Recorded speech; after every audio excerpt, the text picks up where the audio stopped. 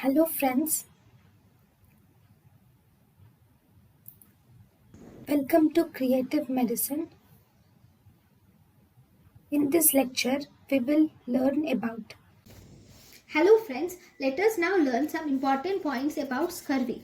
Scurvy is mainly occurs due to the vitamin C deficiency. Why does scurvy occurs? It occurs due to vitamin C deficiency. So if you see in the scurvy, the main issue in the scurvy, so before we go into the scurvy, we will see vitamin C functions. Vitamin C is important for collagen formation because collagen is formed by the cross-linking of hydroxyproline and hydroxylysine. First of all, formation of hydroxyproline and hydroxylysine is by hydroxylation of proline and lysine. So, for the hydroxylation of proline and lysine, we require vitamin C. So, if there is deficiency of vitamin C, there is no formation of hydroxyproline and hydroxylysine. And one more important use of vitamin C is cross-linking of collagen. So, vitamin C is required in cross-linking of collagen. But because of the deficiency of vitamin C, the cross-linking of collagen is defective. Whenever there is defective cross-linking of collagen, the bone is defective. Look, here one important thing is the collagen is the protein which is present in the bone. So, in the bone, in the scurvy, collagen protein is defective. Whereas, if you see in the rickets, mineralization is defective. But in scurvy, if you see, the mineralization is completely normal. The bone density is normal. Mineralization is normal. But the defect is in the collagen of the bone is defective in the scurvy. Right? So in scurvy, what is happening? If there is vitamin C deficiency, number one, the collagen which is present in the skin, bone, cartilage, dentine, blood vessels or any part of our body, the collagen which is present, it is not formed properly. So as a result, there is defective formation of connective tissue. Because collagen is an integral and important part of the connective tissue. So there is defective formation of connective tissue. So either we see skin, cartilage, bone, dermis, everything, blood vessels, all these will become fragile. That means all these will become weak.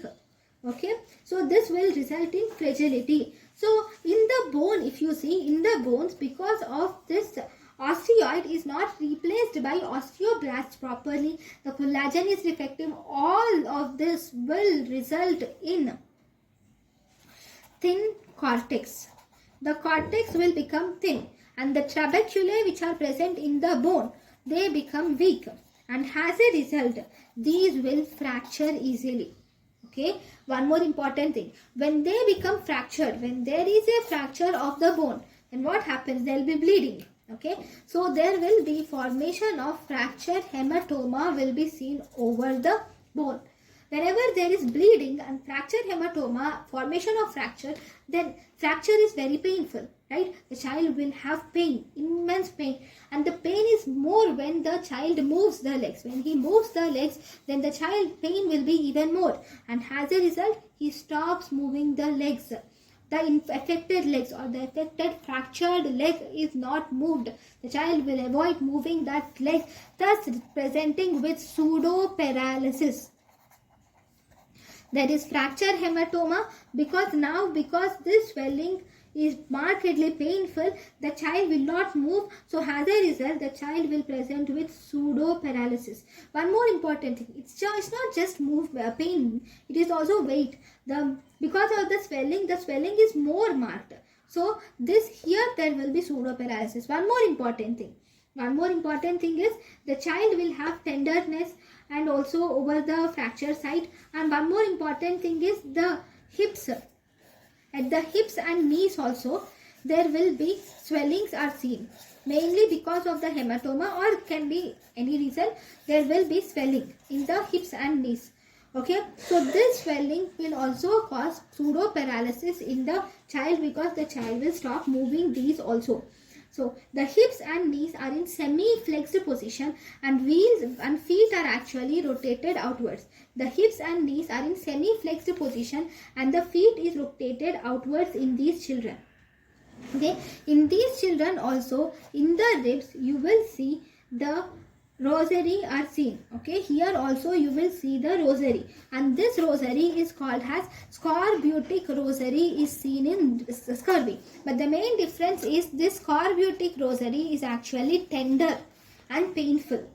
Okay, then because of the deficiency of vitamin C, there will be gum changes are seen in the children.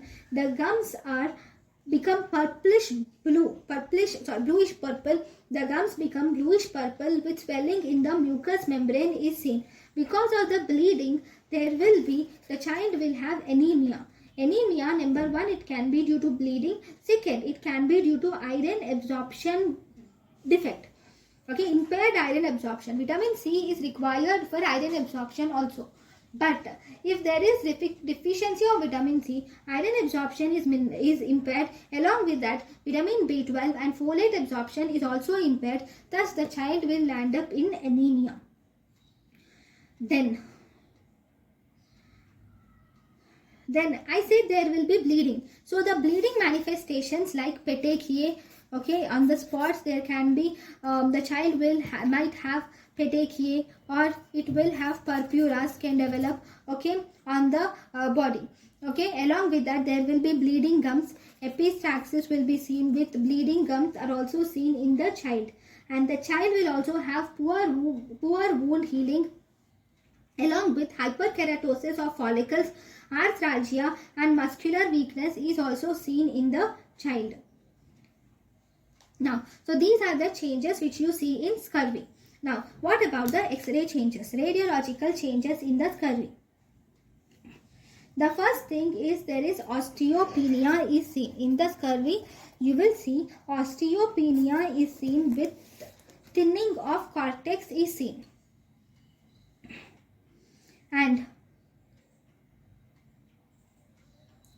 you will see that there are two important things. If this is the bone in the scurvy, you will see a white line which is seen.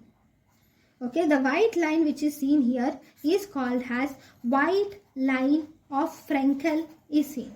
Okay, what is this white line? White line is actually the zone of provisional calcification is seen, which is called as white line of Frankel. Just below the white line of Frankel, here you will have a translucent zone which is called as Trummerfield zone is seen, which is actually a translucent zone will be seen. Okay, then if you see the epiphysis, the margin of epiphysis will also be sclerosed, calcified, forming Wimberger's sign. Okay, so these are the main things which you see in scurvy. So for scurvy, we should do vitamin C supplementation are provided. Thank you. Thank you, and thank you for watching.